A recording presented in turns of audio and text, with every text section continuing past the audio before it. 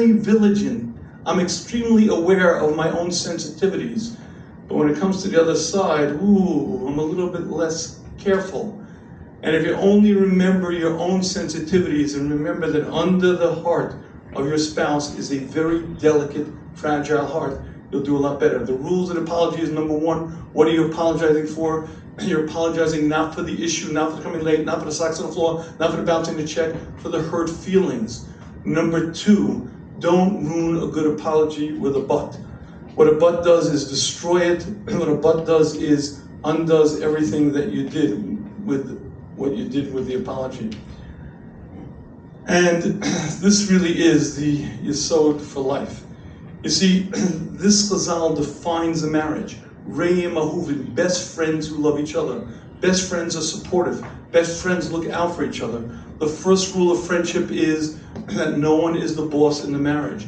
If you can remember to negotiate life as friends, if you can remember to negotiate friends throughout everything in life, life is much simpler. But you have to remember the rules of friendship. The first rule of friendship is no one's the boss. Second rule of friendship is that friends have fun together. The third rule of friendship is very important. What's the third rule of friendship? No criticism. That's way bigger than that. That's not friendship. Friends support each other. Even if my spouse is wrong, and even if I know my spouse is wrong, if someone attacks my spouse, if someone says my spouse is wrong, my job is to defend my spouse in front of that person and at home as well. When you remember that you're best friends, when you do that together, when you remember to avoid criticism, you're able to have a beautiful marriage together. Many times, it's very sad because many times people have such commitment and they really work on the marriage, but they do things in the marriage that destroys them and it makes it very difficult. Let me close with one last observation, then we're going to take questions. Yes. Questions. Much of the audience is not married yet. Yes. Where a lot of them are single. So if you could just address a little about dating, it'll be very helpful, please. Like red flags in dating, and We're going to read the Finding and Keeping a Soulmate book. That's another Shmooze book. Oh, and we're going to read that. We're not going to address that now. I'll gladly take questions. And if singles have questions, I'll gladly take it because even 2 minutes, because it was advertised as dating and marriage. So was it? Yeah. Okay. That's our audience here. Okay, audience, what are you looking for? When you're going out, what are you looking for? Sure. What are you looking for? Anybody? Someone tall, fat, short, skinny, rich, dumb, smart, brilliant, extroverted, introverted, bold, timid? Okay, if you're going out and you want to know what you're looking for, it's two things. You take the paper test and you take the Bashar test. The paper test is you see on paper, are you guys looking for the same sort of things in life? Are you looking to bring up a home in the same way, bring up children the same, in broad brushstrokes, are you guys aligned in basic outlook in life? That's the paper test. And then you take the Bashar test. What's the Bashar test? The Bashar test is you see if there's a commonality, if it just seems to work. There's just a very clear, I enjoy the dates, it's fun to be with him, I look forward to it. You see, the biggest mistakes that singles make is, I have to be in love. I have to be in love. I cannot get married if I'm not in love. Okay, ladies and gentlemen, this is not the time for it, but anyone know the difference between infatuation and love? Infatuation and love, the difference between infatuation and love. This was part one of the marriage summit. This is part three. Or I figure I gotta apologize, this is part three. We did this in part one already. What's the difference between infatuation and love? Did you come to part one? Infatuation is instant. Infatuation, he looked in her eyes, she looked in his eyes, the violin started playing and whoosh, she was gone. Infatuation has this chemical effect. It's by the way, the dopamine, serotonin, the adrenaline, it affects the brain chemistry. Scientists now study the brain chemistry and they say infatuation is comparable to cocaine use. You see, the couple are high, he's perfect, she's perfect, and life will be ever lovely and wonderful together. By the way, ladies, I'll share with you a little yesod. I am married now, Baruch Hashem, 35 years, very happily. I love my wife. My wife's not here to argue, so let's assume she agrees. She does agree. When we were first engaged, I vividly remember the conversation. She's on the phone with a friend, and it sounds something like this. Listen, I know no one's perfect, but I'm telling you, he's perfect. He's perfect. Now, I overheard this, and I didn't want to be the one to tell her, but I knew she was in for a rude awakening, because the perfect human being ain't been created yet. So why did she think I was perfect?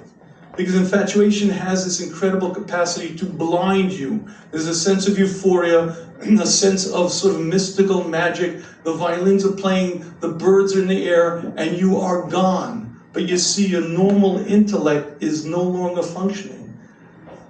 Here we go. What is the...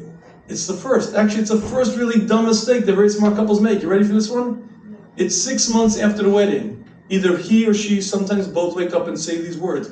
Oh my goodness, oh my gosh, I made the biggest mistake in my life. I married the wrong one. And it's true that they're making a mistake, but not that they married the wrong one. The infatuation wore off. Infatuation has a shelf life.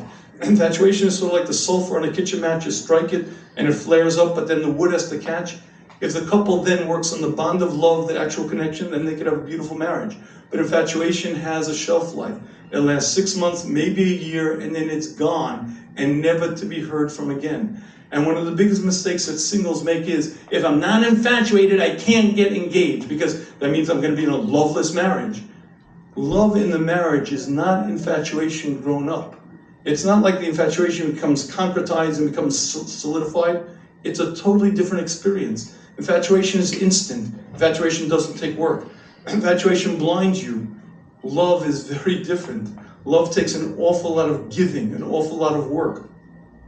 Love allows you to see your spouse for how they are, accept them despite their flaws, and still love them and want them.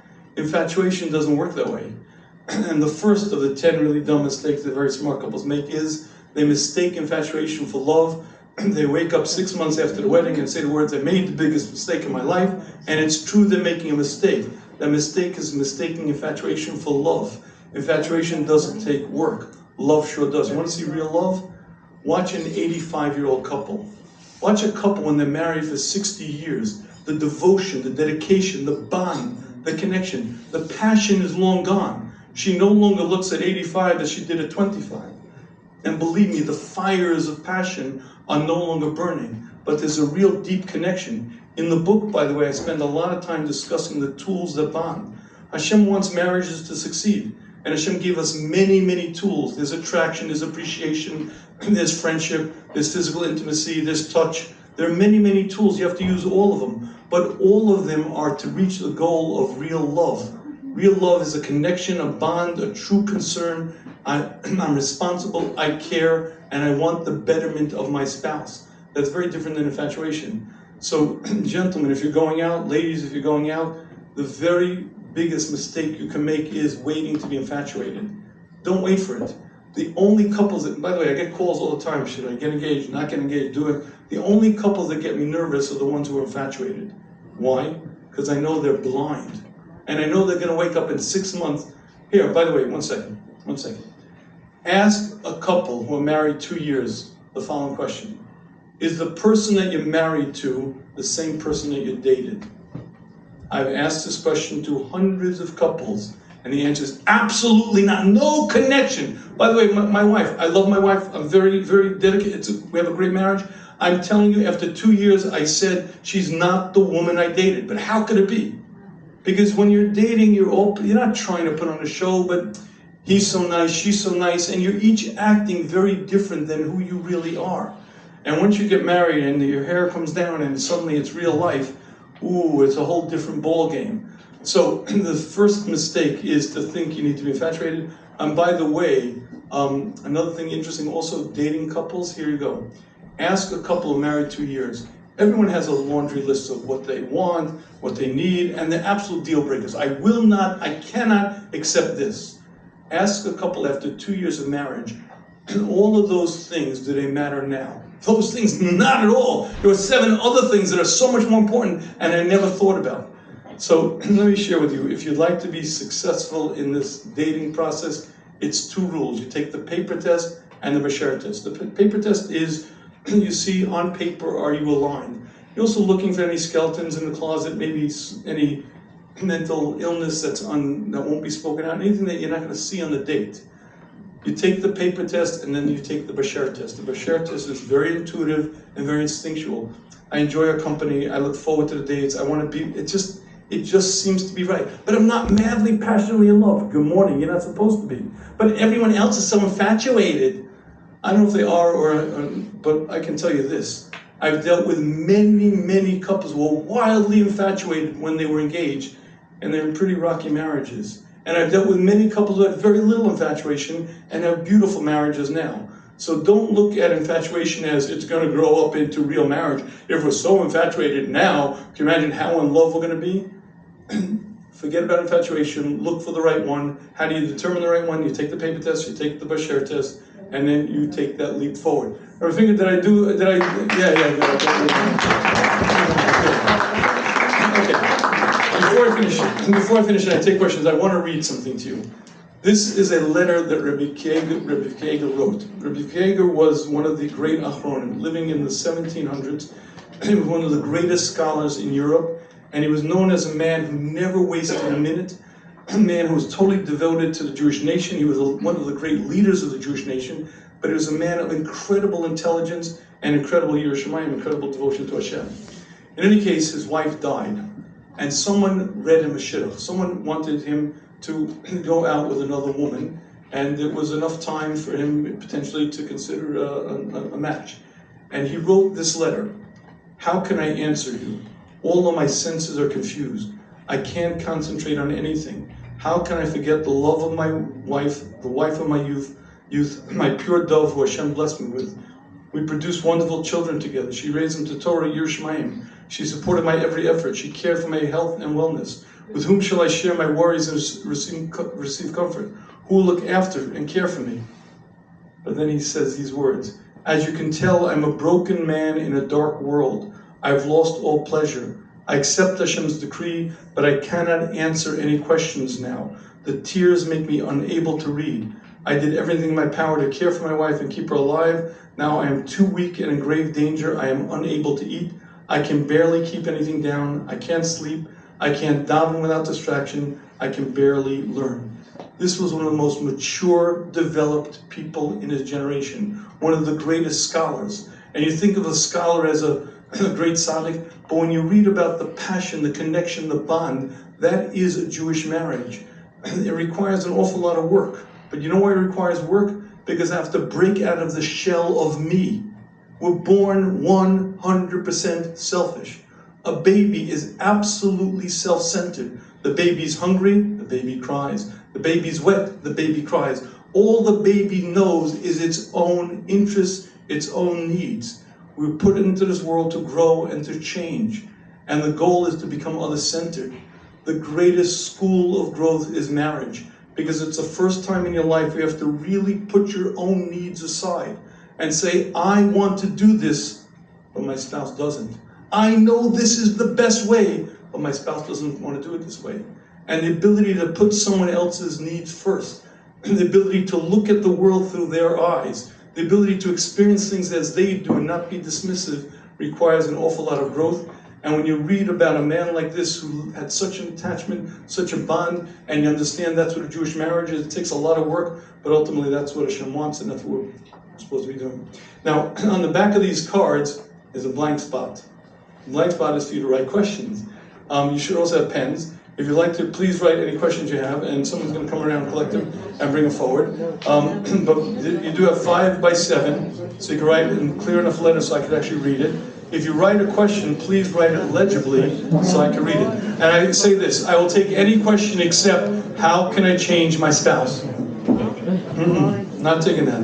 But please feel free to, you can ask questions on this lecture, the previous 2 lectures if you remember them, or anything else that you would like to, and you can pass them forward if you like. And if you have no questions, it's even better.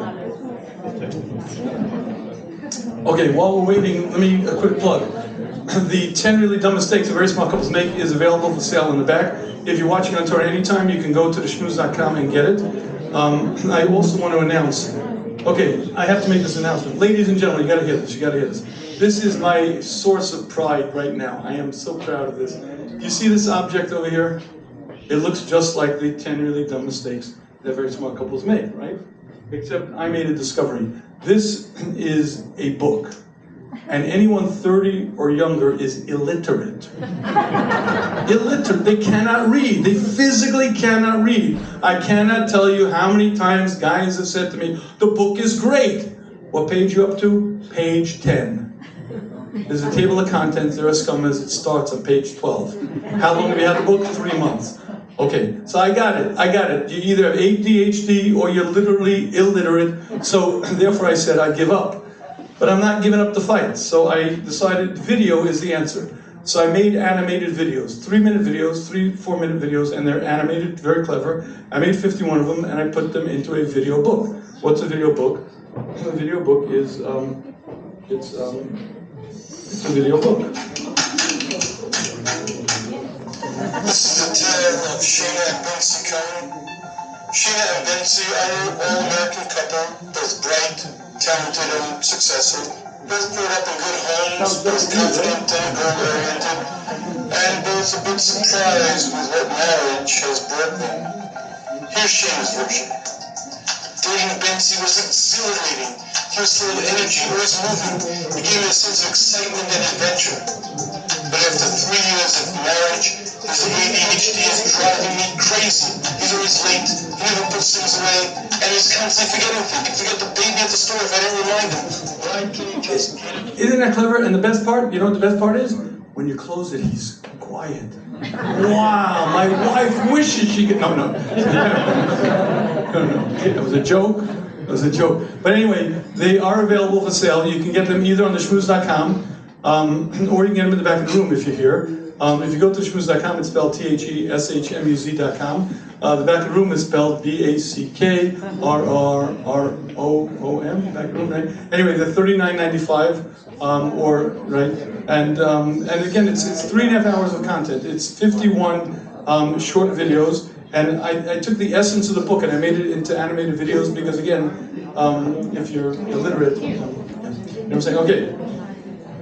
Okay, let's take some questions. What should you do with people-friendly family who you think are bad influence on your spouse? How should you go about it? Okay, loaded question number 1. Let's skip that one. No, okay. When you feel criticized, how do you let it go? By the way, does anyone know how to deal with criticism? Don't do it. And that's for you, not to do it. But what happens when your spouse criticizes you? Does anyone know the one single, most effective, guaranteed, proper way to deal with criticism? Right.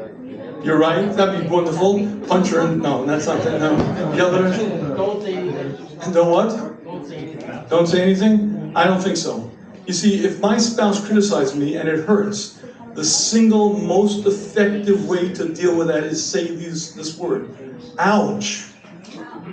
Ouch. You see, watch. I'm not going on the offensive. Watch. Let's assume my spouse loves me and we have a good marriage, but she said something, whatever, it hurt me. Now, obviously, she didn't understand that it was mean or callous. She never would have done it. So why'd she do it? Because she didn't realize. So invariably what happens is she says something hurtful to me and I give it right back to her. Now, she didn't mean it, and for no reason whatsoever, I'm attacking her. So she hears herself, she said something innocent, and for no reason whatsoever, I'm attacking her.